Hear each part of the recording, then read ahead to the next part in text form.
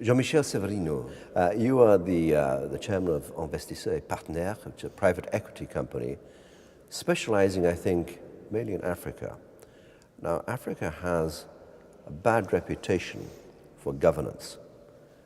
Is the reputation deserved? Will governance improve? And what role can you, as an investor, play in promoting that evolution? It's very clear that there are important governance risks in Africa, especially on the side of corruption.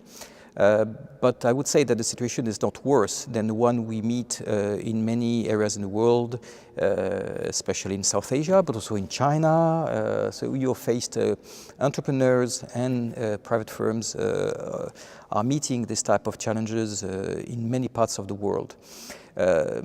Private investors and international corporations have a major role to play there. First, because they can resist to pressures that isolated individuals or small corporations cannot sustain. They can also, through governance mechanisms that they introduce in the corporation where they invest, which is our case, also help changing the culture, changing the practices. And you know, if I could mention you one simple example. A few months ago, we were faced with very important bribery attempts from officials in one African country. And the small corporation in which we had invested was, of course, tempted to abide by this pressure that was very high, as it is selling goods to governments. And well, we went to see the government itself, the ministers, and we highlighted the facts, we defended the corporation, and ultimately, not only did we prevent the corporation from falling into this type of trap, but we also directly were instrumental in identifying this very corruption track, having the officials fired. And judicial process started. So this is the type of thing you can do if you come from the outside, and of course this has a very important impact in the societies where you operate. So things are changing with the Mo Ibrahim Prize, the Transparency International, and so on.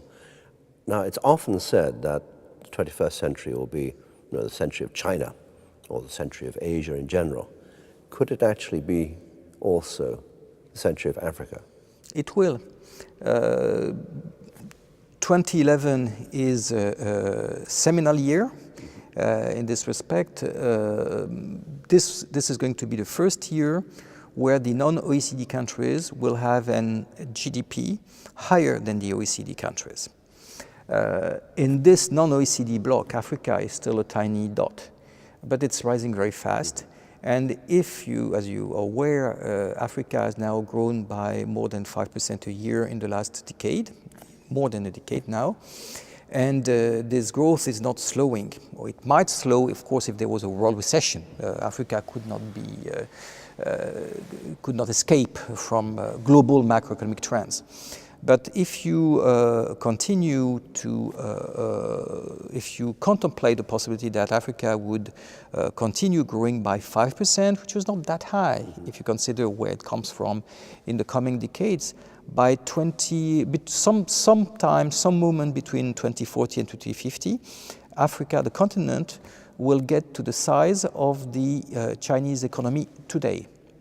And we know how much China is changing the world today. So a sustained growth in Africa will lead the continent, because it will be a 1.8 billion people continent, to have a place in the world business, in the world economics, in the world politics, that it doesn't have now. Jean-Michel SEVERINO, thank you very much indeed. Je vous remercie.